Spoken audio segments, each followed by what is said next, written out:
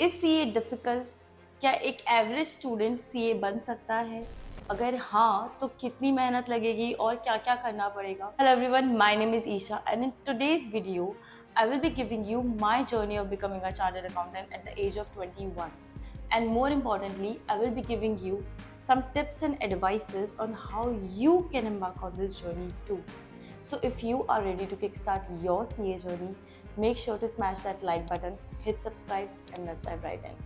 Alright, so let's start from the beginning. Back in my school days 9th-10th में जब आपको decide करना होता है कि आपको कॉमर्स लेना है या साइंस लेना है, तब मेरा डिसाइड हो चुका था कि मुझे कॉमर्स ही लेना है 9th क्लास में ही इनफैक्ट। क्यों? क्योंकि मेरी फिजिक्स केमिस्ट्री बहुत वीक थे। मैथ्स मुझे अच्छा लगता था, I was good with numbers, but physics chemistry अच्छे नहीं थे। तो इतना डिसाइडेड था कि कॉमर्स ही बैकग्राउंड होने वाला है, मेरा ऑप्शनल कॉमर्स होने वाला है, साइंस में मैं नहीं जाऊँगी। लेकिन ये नहीं पता था कि सीए बनना है। 10th में आते आते और 10th के एंड तक मुझे खबर आई थी सीए भी एक प्रोफेशन है, अच्छा है, रिनाउंड है। तो डिसाइड हो गया कि नहीं, अब सीए ही लेते हैं, इधर उधर नहीं भटकना है कि क्या करेंगे क्या नहीं करेंगे। सीए डिसाइड हो चुका था 10th में ही कि अब मुझे 11th में अपनी पढ़ाई सीए के लिए चालू करनी है। सिर्फ 11th के लिए नहीं, मुझे 11th से ही अपनी सीए का बैकग्राउंड चालू कर देना है। That was something which I decided at the very beginning, yeah, starting of my 11th class. So my tip number 1 is choose right educational path. What I mean is, अब मुंबई जाना है तो मुंबई की ट्रेन पकड़ेंगे, चंडीगढ़ की तो नहीं पकड़ेंगे। मैं कहना ये चाह रही हूँ कि when you are choosing your teachers, your institute, your college, your classes, make sure to pick those classes, your teachers, your whatever that aligns with your CA goal. मैंने अपने 11th और 12th की पढ़ाई यही सोच के चालू करी थी कि मुझे CA बनना है। अगर आपको कोई बिल्डिंग खड़ी करनी है तो एक जो उसका बेस होता है वो बहुत स्ट्रॉन्ग होना चाहिए, अदरवाइज पूरी बिल्डिंग गिर जाएगी। That is why when I started studying my accounts and business studies in my 11th and 12th, I specifically focused on mastering those fundamental accounting financial concepts. Why? Because मुझे पता था कि ये मुझे दोबारा नहीं पढ़ाए जाएंगे, अब जो दूसरा पढ़ाया जाएगा वो इसके ऊपर लेवल का होगा, तो बेस स्ट्रॉन्ग करके चलना चाहिए। So my tip number 2 is develop effective study habits. I specifically focused on mastering those fundamental concepts in my 11th and 12th. I wanted to build a strong base for my CA foundation. And yes, please don't hesitate to seek help from others. वो कहते हैं ना कि एक बार पूछा तो लोग पागल कहेंगे, ठीक है कोई नहीं, कहने दो। नहीं पूछा तो पूरी जिंदगी पागल बन के रहोगे। अगर वो एक सिंगल डाउट रह गया 11th और 12th में जो आपको समझ नहीं आया था, वो बाद में जाके परेशान करेगा। अभी नहीं करेगा, अभी तो ठीक है, चलो एग्जाम में भी नहीं आया वो, बट बाद में जाके वो एक छोटा सा बेस जो था, जो आपने लूज छोड़ दिया था, वो बाद में ट्रबल करेगा आपको। For me, securing a valuable internship at a renowned organization was a game changer. Why? Because अब तक मैंने जो भी थियोरी में पढ़ा था वो मैं प्रैक्टिकली अप्लाई कर पा रही थी। जितना भी मैंने टैक्सेशन का पढ़ा था, जितना भी मैंने ऑडिट का पढ़ा था, जितना भी मैंने अकाउंट्स का पढ़ा था, वो सब मैं एक्चुअली अप्लाई कर पा रही थी in the real business world. और तब उसका जो कॉन्सेप्ट क्लैरिटी हो रहा था वो एक अमेजिंग लेवल का था। So my tip number 3 is gain practical experience. Part-time jobs in accounting firms and articleships, internships, they really help you. They provide you with the insight of real business challenges. And trust me, they also let you build a strong network of professionals of your own field. They provide you with a deeper understanding of all the current topics that you are studying in theory. Studying for CA was undoubtedly the most difficult part of my journey. I had to dedicate long hours for exam preparation. आपका revision test paper solve करने हैं, practice manuals करने हैं, दुनिया भर की books थी। Institute की खुद की बुक्स इतनी ज़्यादा थी कि बाद में और बुक्स उठाने का मतलब ही नहीं करता था।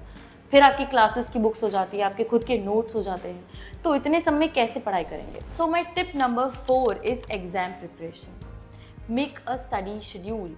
ज़रूरी है बहुत, क्योंकि वो आपके माइंड में ट्रिगर करता है कि नहीं भाई पढ़ाई कर लो, उठाना है, आज आपको ये कंप्लीट करना था, तो एक बैक ऑफ द माइंड में रहता है कि नहीं आज मुझे ये पढ़ना था और मैंने नहीं पढ़ा, तो एक गिल्ट भी रहता है अगर खुदा ना खास्ता नहीं पढ़ा आपने तो इसीलिए मैं हमेशा एक स्टडी शेड्यूल बना के चलती थी, हमेशा से मेरा हमेशा रहा है। मैं क्या करती थी कि मैं सुबह हमेशा, अब सो के उठ के तो किसी को नींद नहीं आती, तो सुबह मैं हमेशा अपने थियोरेटिकल टॉपिक्स उठाती थी। लॉ उठा लिया, इसका उठा ली, आपका IT SM ये सब उठा लिए, ये उठाया करती थी मैं सुबह। और रात को कंपैरेटिवली नींद आती है, आपको बोरिंग फील होता है, थक जाते हो ना यार आप, बॉडी तो है, थक जाते हैं। तो उस थकान में मैं वो टॉपिक्स उठाती थी जिनमें मुझे इंटरेस्ट था, तो मेरी थकान भी गायब हो जाती थी। तो मैं हमेशा रात को अकाउंट्स, आपका SFM, कॉस्टिंग, ये सब उठाती थी। ये मुझे बहुत हेल्प करा था। दूसरी चीज़ जो मुझे हेल्प करी है पर्सनली, मुझे इसका कभी अच्छी नहीं लगती थी। मेरे फाइनल्स में I used to run away from इसका, मेरा उठाने का ही मन नहीं करता था इसका की बुक्स या उसके नोट्स। इतना डरती थी, समझ में नहीं आता था कि करूं कैसे। मुझे तो लगता था मेरा CA इसका की वजह से ही क्लियर नहीं होगा, लेकिन मेरे इसका में 73 मार्क्स आए थे। क्यों? क्योंकि मेरे पापा ने मुझे ये टिप दी थी कि जो चीज़ अच्छी लगती है उसे इस दुनिया के सारे लोग उठा रहे हैं, आप भी उठाओगे। इंटरेस्ट की वजह से सब उठाते हैं, लेकिन अगर जो चीज़ हमें अच्छी नहीं लग रही है, हमें वो पहले उठाना पड़ेगा, हमें वो पहले करना पड़ेगा। तो इसीलिए मैं हर रोज़ रात को 1 घंटे इसका रटती थी। इसका पढ़ी नहीं जा सकती, इसका को समझ के रटा ही जा सकता है और कोई ऑप्शन नहीं है। उसमें आपको MIs का क्या है, पॉइंट्स रटने ही पड़ेंगे, ऑप्शन नहीं है। इतना भयंकर 4 महीने मैंने उसको 1 घंटे विदाउट फेल दिए हैं कि मेरे 73 मार्क्स आ गए। And I was so happy कि जो टॉपिक्स मुझे बहुत अच्छे लगते थे उनमें इतने अच्छे नहीं आए जितना मैंने इसमें अच्छे मार्क्स लेके आ गई। क्यों? क्योंकि मैंने इसमें डेडिकेशन से अपना टाइम दिया था। So this is my tip for you. Time management आपकी CA की जर्नी में बहुत क्रूशल रोल प्ले करता है। आपको टाइम मैनेजमेंट सीखना पड़ेगा, या आप खुद सीख जाओगे अगर आप सीरियस हो तो खुद ही सीख जाओगे, सिखाएगा नहीं कोई, ना आपको सीखना पड़ेगा। So my tip number 4 is time management. I know colleges भी हैं, आपकी आर्टिकलशिप भी है, क्लासेस भी हैं, और सोना खाना तो सबको है, पढ़ाई भी करनी है। तो इन सब के बीच में एक 24 घंटे के दिन में पढ़ाई कब करूँ मैं? क्योंकि क्लासेस ले जाएंगी, बचे हुए टाइम कॉलेज ले जाएंगे, उसका बचा हुआ आर्टिकलशिप वो भी कम नहीं थकाती हैं, पूरा एकदम निचोड़ के फेंक के हमें घर पे आते हैं। तो पढ़ाई कब करें? तो trust me on this, time नहीं मिलता है पढ़ाई का। जितना मैंने आर्टिकलशिप किया है 2.5 साल, टाइम नहीं मिलता है, टाइम बनाना पड़ता है। आप ट्रैवलिंग कर रहे हो, आपको पता है कैब में बैठे हो 15 मिनट लगेंगे, तो रिवाइज़ कर लो ना। जो आज सुबह क्लास में पढ़ा है आपने, सुबह सुबह आपने आँख खोल के 7 बजे आप क्लास में गए हो, 7 to 10 की आपने जो क्लासेस अटेंड करी हैं वो रिवाइज़ कर लो।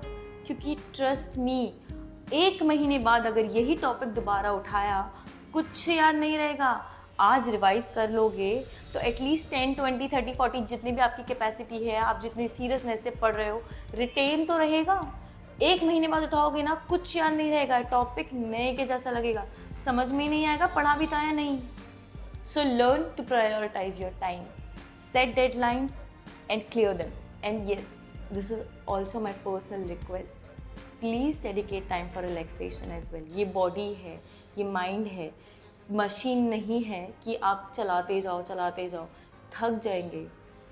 नो, बॉडी की भी अपनी एक कैपेसिटी होती है जिसके ऊपर अगर आपने उसे खींचा तो वो भी जवाब दे जाती है। तो ऐसा नहीं करना है, रिलैक्सेशन भी रहना है, बट रिलैक्सेशन इतना नहीं रहना है कि पढ़ाई ही भूल जाओ।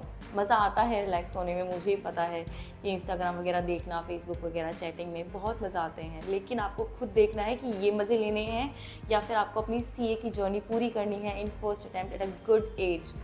Please remember, becoming a CA requires dedication, hard work and a passion. If I can do it, so can you.